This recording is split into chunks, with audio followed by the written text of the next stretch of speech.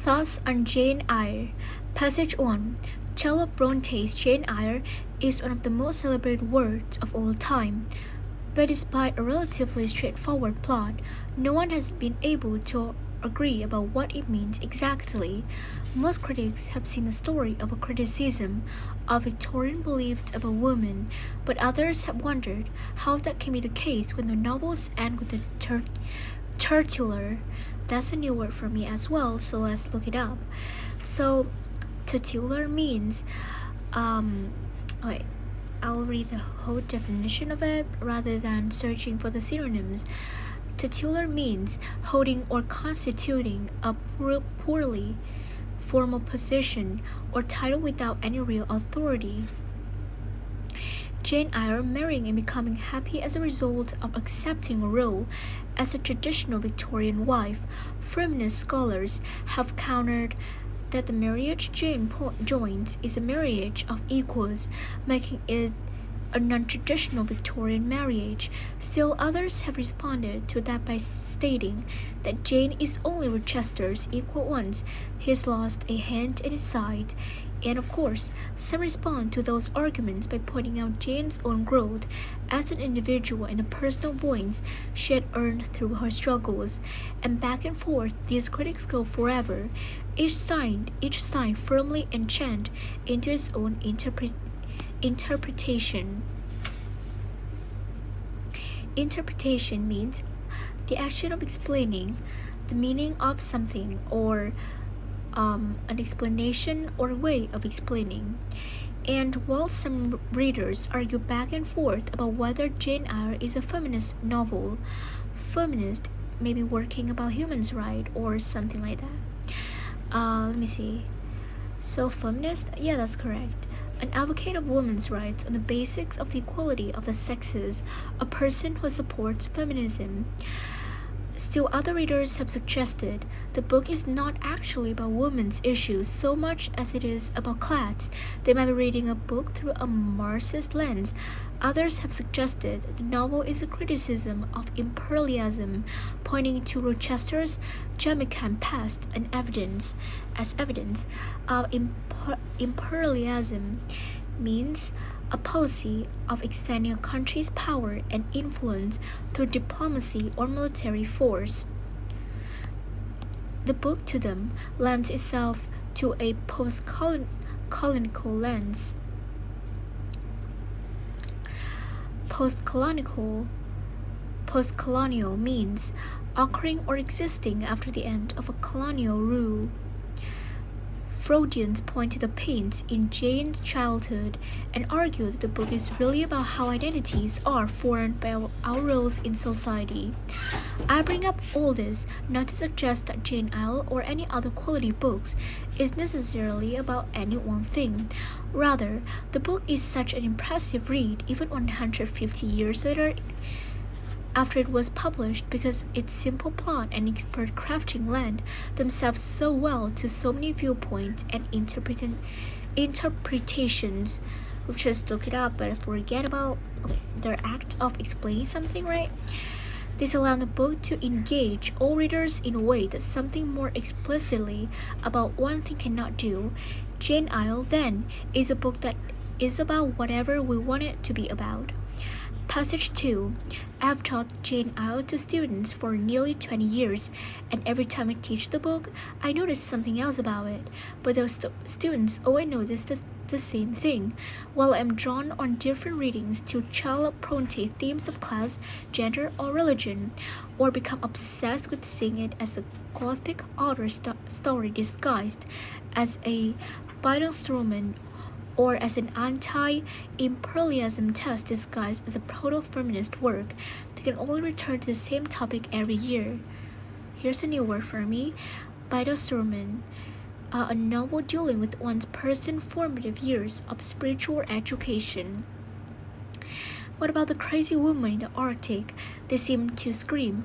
In the defense, it's certainly in the part of the novel that is most shocking. So I think I'll do the relevant questions on the passage 1 first, and then as I start doing the first question on passage 2, I'll continue reading it. The other passage 1 argues that Jane Eyre is so well read because it is put simply not implying complicated enough writing to allow critics to interpret it in a variety of ways. The novel has a simple story that many readers have made. Okay, so I think A, the correct answer here. According to passage 2, okay, now we'll continue reading the passage 2 since we've done all the questions about passage 1.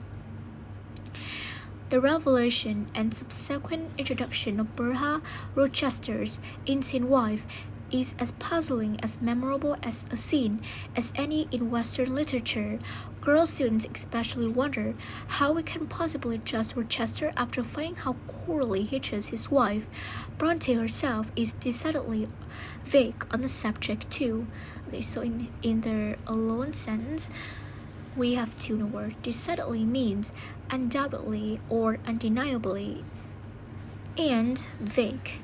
Vague probably an adjective talking about the feelings of a person, and in this case it means of uncertain, indefinite, or unclear character of meaning.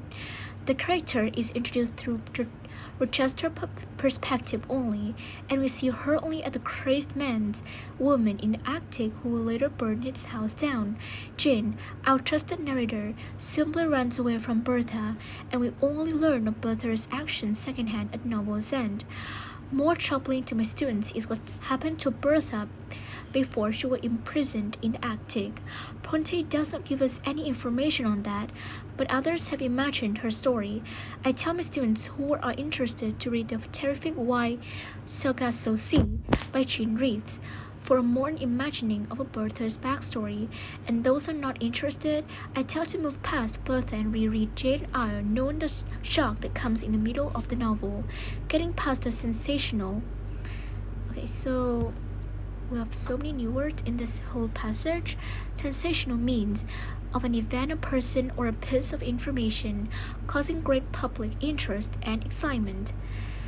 And lurid means very vivid in color, especially so as to create an unpleasantly harsh or unnatural effect.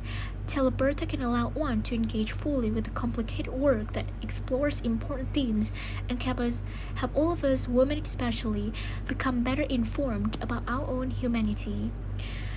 According to passage 2, Why Sargasso Sea Story. So we start at the part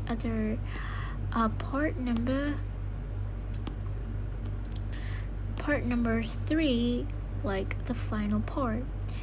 Why Sargasso Sea takes place before the story of Jane Eyre. Well, backstory. What is backstory, right? We have to have a better understanding about this definition, this word. Backstory, a history or background, especially one created in a fictional character in motion picture or television program, centers on Rochester's wise life. Bertha was conceived by Charlotte's conceive. Become pregnant with think up. By Charlotte Bronte. One only, I supposedly say that. 1 and 2, really? Okay, let's view the explanation. To answer this detailed question, look for the part of passage 2 that discusses why Sargasso Sea. Only to do this is to scan the passage for italicized titles. Again, a new word. Italicized mean set text in italics. This is italics. The author mentions the work in paragraph 3 that she writes that Bertha's backstory is written about in the book. This supports option 1, as Bertha is Rochester's wife.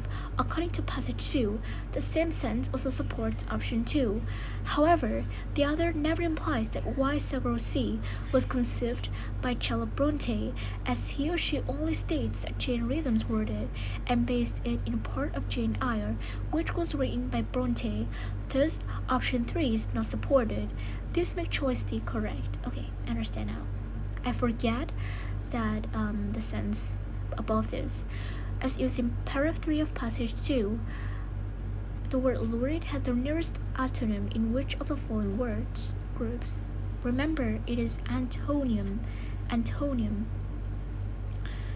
Okay, I have to look it back again. So the adjective is the lurid birthday, unoriginal, unremarkable, dull, intolerable, moralistic. What does that mean? Moralistic. Unremarkable, common, and dull, unoriginal, monstrous. Having the ugly or appearance of a monster.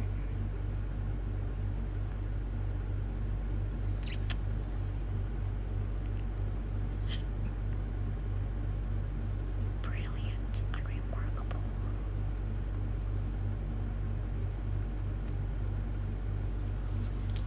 The others of both passages most likely agree that Jane Eyre is open to many interpreters.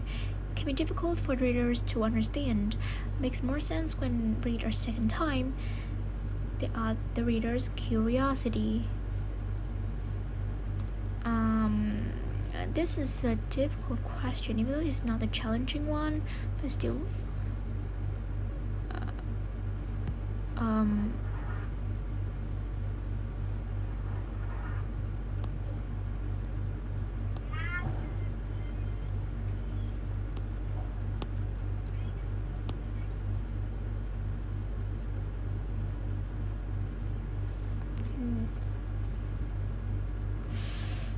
Come on, I'm thinking. Several lenses discusses a specific plot to Jane Eyre. Mixes you the first person. Assume the reader is familiar with Jane Eyre. Argues that readers can apply several lenses to Jane Eyre. Point of Jane Eyre.